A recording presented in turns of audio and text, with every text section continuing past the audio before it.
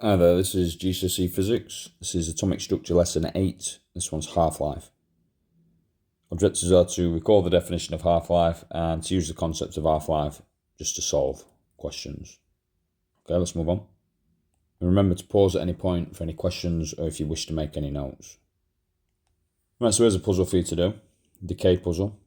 For part B, sketching the graph, it's up to you how many days you decide to do it for. The example that I'm going to do, I'm just going to do it for 5 days just to give you the general curve of the graph. So if you want to pause and have a go at this, and then I'll take you through the answer. So a farmer has a warehouse with 2 million corn cobs in it. I don't know whether that's excessive or not. Every day he sells exactly half his remaining stock. How long before he has sold every last nugget of corn? And then part B, sketch a graph to show what it looks like. So we start with 2 million, and then every day it halves. So that's 1 day, 2, 3, 4, 5, 6, 7, 8, 9, 10, 11, 12, 13, 14, 15, 16, 17, 18, 19, 20,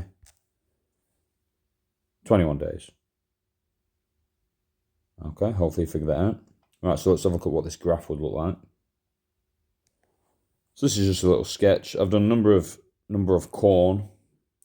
I've started with 2 million, 1 million, 500,000, 250,000, 121, 125,000, and at the bottom 62.5 thousand. So in terms of days, so 2 million would be at 0 days, 1 million at 1 day, 500,000 at 2 days, 3 days it's down to 250,000, 4 days 125, and 5 days 62.5. So as you can see, the graph would look something like this, along those lines. Okay, now all the half-life graphs look like this. They will all look the same. And I'll give you some examples later and show you what information we can get from the half-life graph. All right, let's move on. Let's make a start.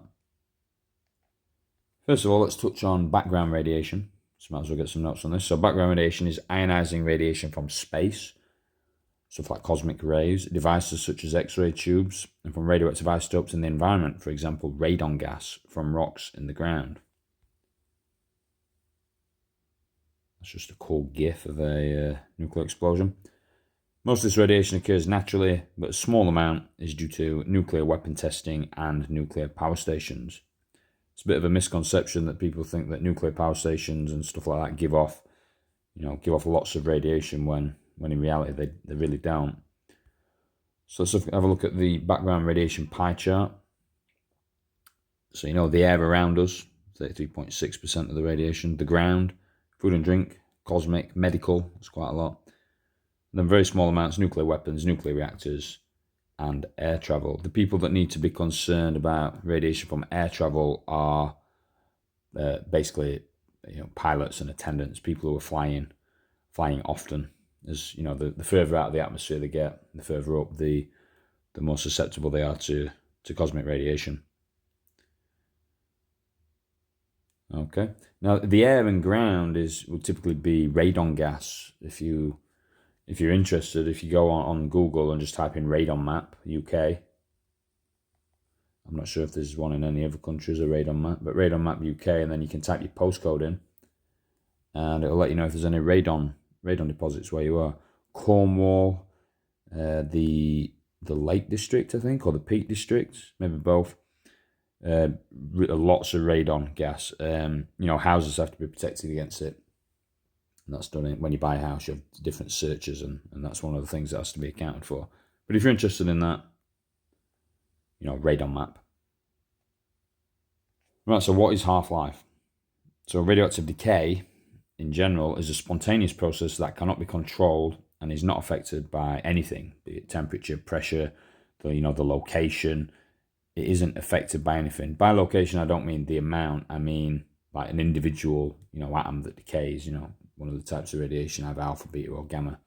It's completely spontaneous and we can't do anything to change that. So each radioactive element has its own particular decay rate, which is called the half-life. So half-life is the amount of time taken for half the given nuclei within a sample to decay. So that'd be a good definition. If you're asked that in an examination, that'd be worth 2 marks. So the amount of time taken for half the given nuclei, or you could say particles, within a sample to decay, or atoms, words to that effect. All right, let's move on. So let's have a look at an example. So the decay of substance X. So substance X, whatever it is, decays to substance Y with a half-life of 2 hours. So at 2 p.m. there are 6,400 nuclei of substance X and no nuclei Y. So I'm going to start this off. So nuclei of X, so starting at 6,400. And if you want, you can pause and try and complete this table if you want to have a go at that now. So in 2 hours' time, it's the half-life, so it's the amount of time taken for half of the nuclei to decay. So at half to 3,200, and those nuclei X will have turned into nuclei Y.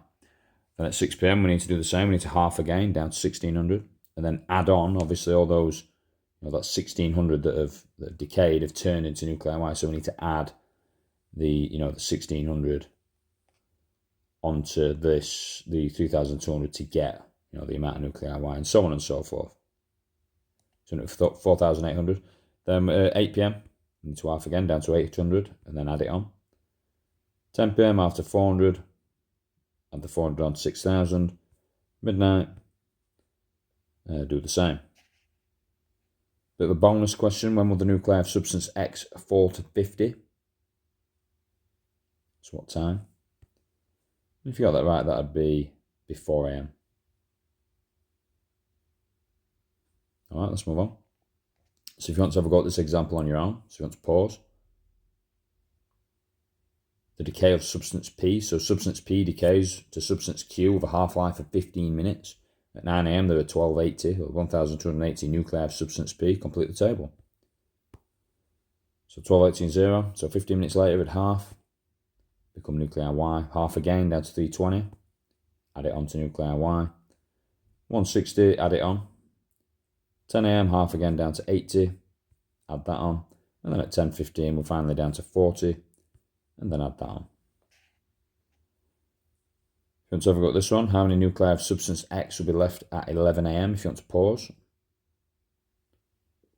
So by 11 a.m, that's another 3 half-lives. So 40, half that down to 20, half it again to 10, and then finally we get 5. Hopefully that went okay. So about this one. So if you want to pause and have a go, you might want to draw a table. I'm not going to give you any information yet, but I would use a table. If you want to pause and have a go at this. So substance E has a half-life of 3 hours. If at 8 a.m, it has a count rate of 600 per second, what will its count rate be at 2 p.m? So I would have count. Let me get rid of that. So count rate and the time. So half-life of 3 hours. So time at 8 a.m.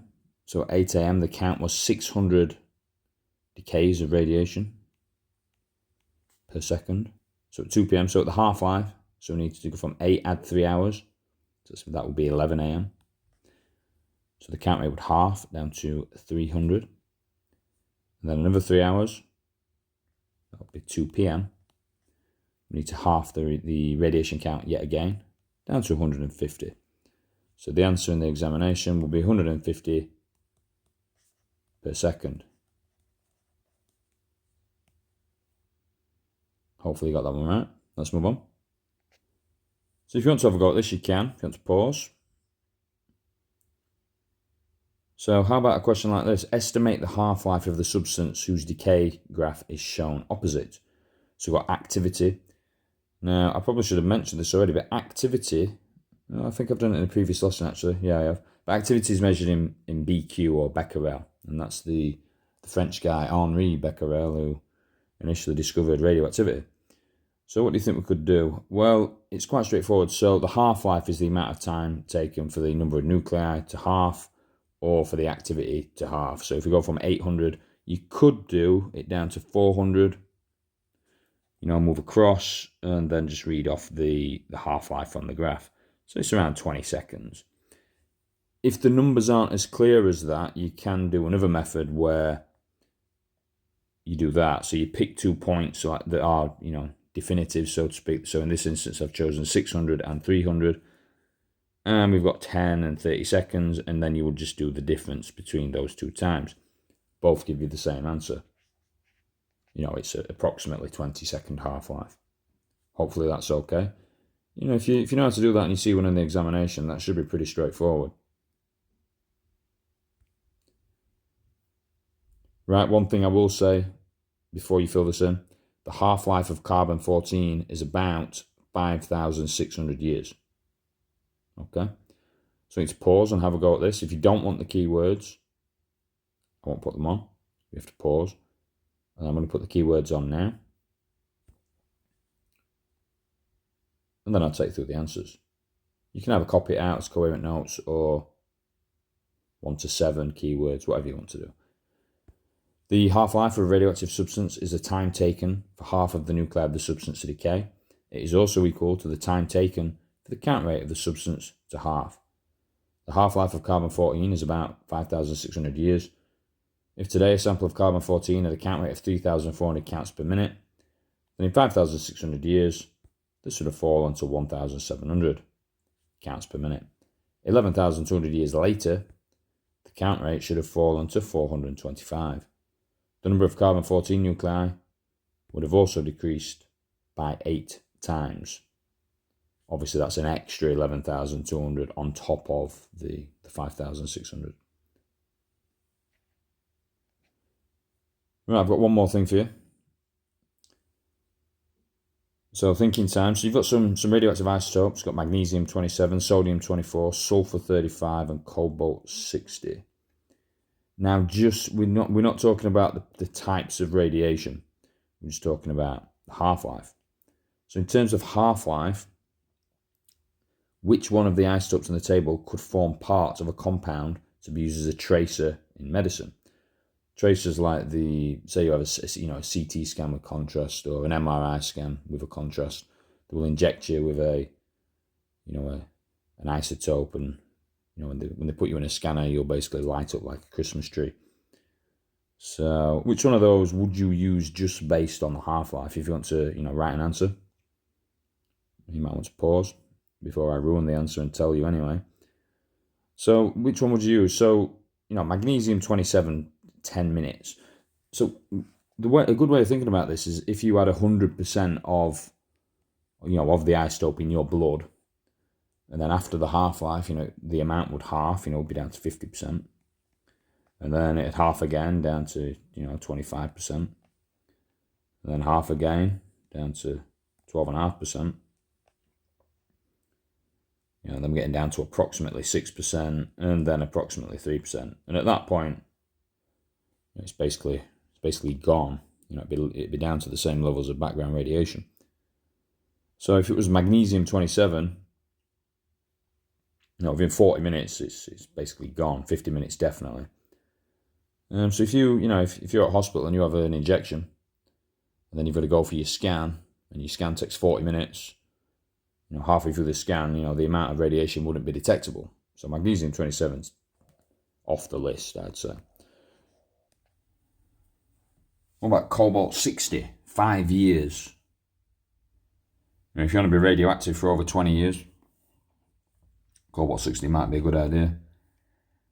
Although you'd be dead. So, definitely not. Sulfur-35, same thing. 8 to 7 days. That's an outrageous amount of time to be radioactive.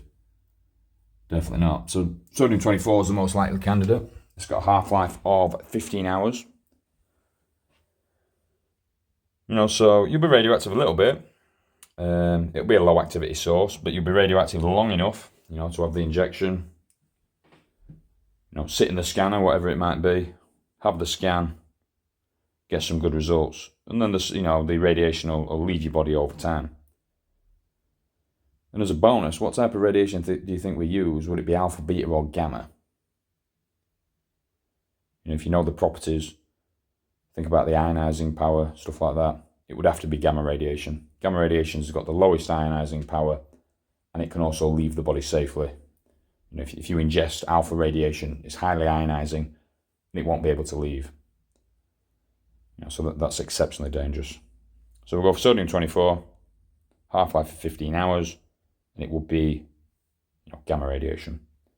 Anyway, thanks for watching. I hope you found that helpful. And I've got some maniac dog outside my house. I don't really know what to say about that. Yeah, thanks for that, dog. Anyway, thanks for watching. I hope you found that helpful, and I'll speak to you soon.